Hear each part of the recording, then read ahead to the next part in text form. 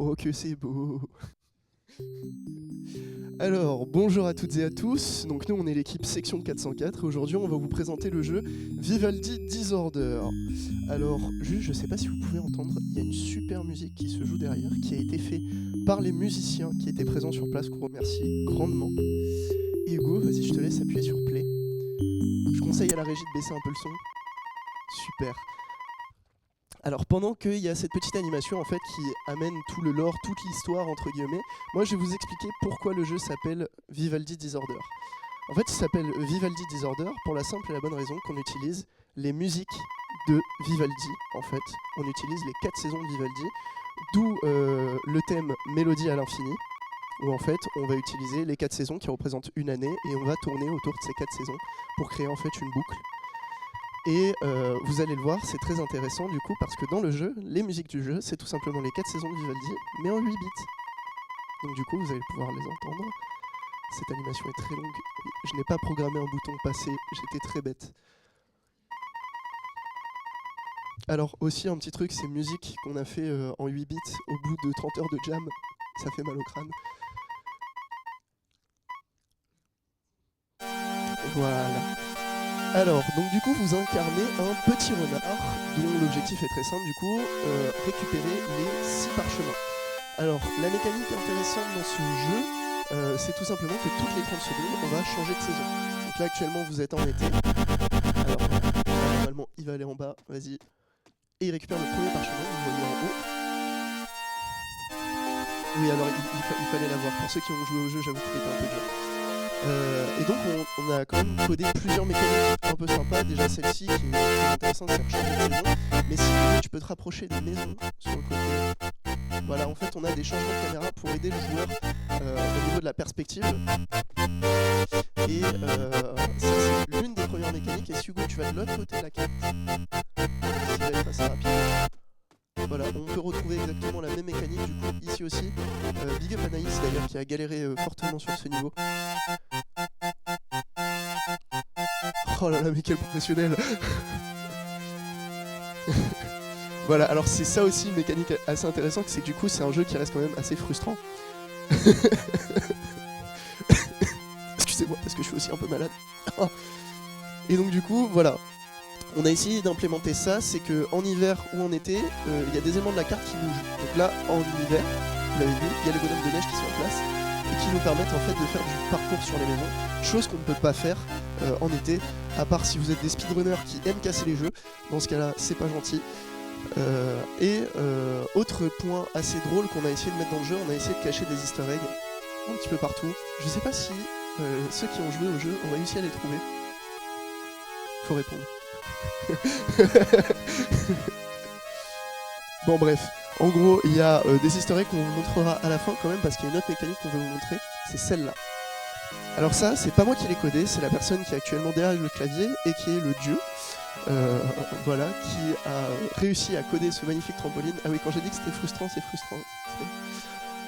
Voilà, et donc le but en fait c'est tout simplement de récupérer les 6 parchemins. Alors je vais juste lever tout de suite quelque chose à toutes les personnes qui ont joué au jeu et qui sont après venues nous voir en nous disant mais c'est vraiment ultra dur ton jeu, on trouve pas le 6ème parchemin, c'est vraiment ultra dur, il est où ce 6ème parchemin? Et bien en fait c'est très simple, il résulte d'un git merge de 15 minutes avant la fin. Ce qui fait qu'il y a eu un destroy.transform du GameObject, voilà, donc en fait il n'existe pas. Il était censé être là, je vais pas mentir, mais bon, il a juste des pops. Donc voilà, vous ne pouvez pas en l'état terminer le jeu. Mais bon, on précise aussi que c'est notre première Code Game Jam, qu'on a voulu faire quelque chose de très ambitieux, qu'on espère quand même que le jeu vous a plu, parce que nous, il nous a extrêmement plu déjà à coder, et aussi à modéliser. Et oui, parce que en fait, tous les assets de ce jeu, sauf le sol et les maisons que vous voyez, ont été faits par Nathan et Hugo. Voilà, qui ont passé de grosses heures sur Blender pendant la jam. Et aussi le petit personnage que vous voyez qui a été entièrement modélisé et animé par Hugo. Voilà, voilà, donc je pense qu'on a fait à peu près le tour des mécaniques.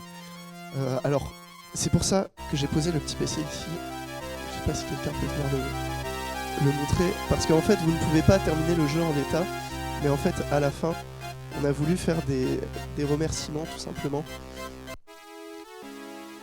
Hop. Oh non, le jeu ne compile pas. Bon, bah du coup vous pourrez pas le voir, mais en gros on a fait des crédits à la fin qui du coup ne sont pas visibles malheureusement à la fin du jeu. On vous précise quand même qu'à la fin de cette Game Jam, peu importe l'issue, on continuera le développement du jeu pour pouvoir proposer une version finie qu'on essaiera de publier après sur les plateformes avec un petit hashtag code Game Jam. Enfin, hashtag Antoine Cholet, abonnez-vous, lâchez des subs. Donc voilà, Hugo, peut-être, est-ce que tu peux me montrer un easter egg avant qu'on s'arrête là, du coup?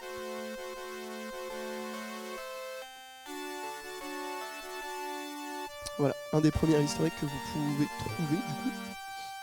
Ah oui, on n'est pas allé très loin en termes de blagues, on va pas mentir, mais je pense la plus folle, c'est celle qui arrive normalement un petit peu après. Alors peut-être, Hugo, je vais te passer le micro en vif. Est-ce que tu pourrais expliquer un peu comment tu as géré le changement de saison? Allô, oh, c'est bon. Sur Unity, le changement de saison, c'est qu'il y a les 4 objects qui composent un object pour une map et ils sont superposés au même endroit. Et parmi les 4, il y en a 3 qui sont désactivés, il y en a un qui est activé, donc ça représente la saison actuelle.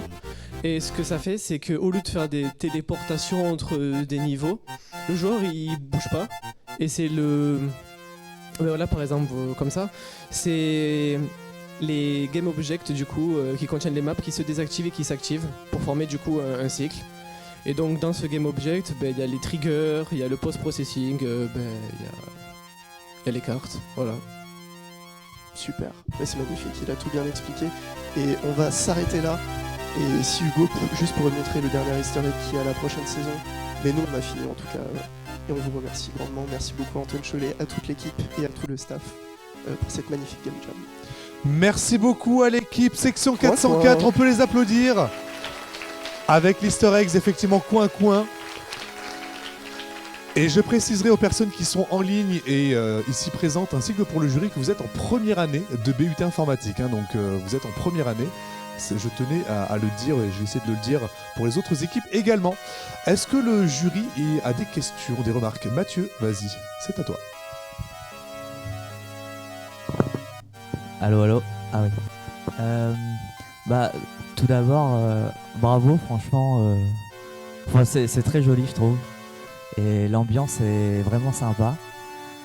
Je me souviens, on avait discuté un peu, c'est la référence qui me vient tout de suite à l'esprit, c'est Zelda Oracle of Season. Et je trouve ça vraiment sympa de retravailler ça. Mais en fait, quand je regarde un peu le jeu, je me pose la question, est-ce qu'il y a des interactions entre saisons? Parce que j'ai l'impression qu'en fait, on passe de saison en saison et à chaque saison, en fait, on peut directement en fait récupérer en faisant toutes les actions nécessaires dans une saison pour récupérer un parchemin. Mais est-ce qu'il y a des parchemins qu'on doit récupérer en faisant des actions en automne et ensuite en hiver? Ah, c'est à ce moment-là qu'on... Alors oui, mais c'était le 6e qui a disparu par les lois de... Il a disparu. Il fallait prendre le trampoline en été. Il fallait attendre en hiver que les plantes soient gelées pour pouvoir sauter sur les plantes et récupérer le parchemin. Ok, merci. Oui, l'idée était bien là en tout cas. Merci. Autre question ou autre remarque? Alors Gaëtan et Léo. Oui, bonjour. Je voulais poser la question sur, parce que tu en as beaucoup parlé sur la frustration effectivement de récupération des parchemins, etc. Est-ce que ça a été quelque chose de conscient ou ça a été justement quelque chose qui est venu de par les retours et parce que il n'y avait pas non plus effectivement, parce que c'est la Game Jam, du temps de le faire différemment, de penser le level design différemment parce que voilà, vous n'êtes pas non plus formé en level design, etc. Alors là-dessus, en fait, la frustration, ça devait être quelque chose qu'on devait implanter dès le début, parce qu'en Game Jam, on n'a pas forcément le temps de coder un gameplay qui dure 40 minutes.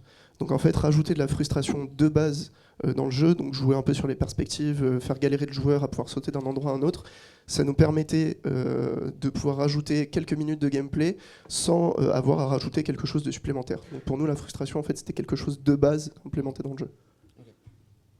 Ok, merci. Et Léo, tu avais une question. En vrai, la frustration, ça marche pas dans les jams. Ça dépend vraiment du type de jeu, mais là, c'était un peu dur. Et justement, ma question, c'est est-ce que vous aviez considéré une ombre projetée sous le joueur, un peu à la Mario, parce qu'il y a des Mario 3D, en fait, justement, qui ont, enfin, le niveau, il a des ombres parce que la lumière, elle vient d'un certain angle, mais il y a une ombre complètement verticale qui vient sous le joueur. Est-ce que vous aviez considéré ça, vous l'avez pas implémenté, ou est-ce que c'était pas quelque chose dont vous aviez conscience? Alors, je me souviens très fortement de cette discussion pendant la jam, où effectivement on avait discuté de ça. Il me semble qu'on a voulu l'implanter, mais contre le trop de caféine et le trop de Red Bull, je pense qu'il s'est perdu dans les méandres de nos pensées. Donc voilà, je pense qu'on devait l'implanter et qu'au final on l'a pas fait. Merci. Merci beaucoup. Est-ce qu'il y a d'autres réactions, d'autres questions, peut-être dans le chat de la part de Twitch? Je ne sais pas. Sinon, eh bien, on va s'arrêter là. Ouais, Hugo. Petite chose quand même, parce que vous remarquez que là on n'est que 4. Oui. Juste petit big up à Clément qui a dû malheureusement rentrer chez lui, et à Valentin qui est malade sous 37,7 degrés. Donc force à lui. Voilà. Très précis. On vous aime, les gars. Merci beaucoup à cette équipe, l'équipe section 404. Vous pouvez retourner dans le public tout simplement. Je vais reprendre le micro.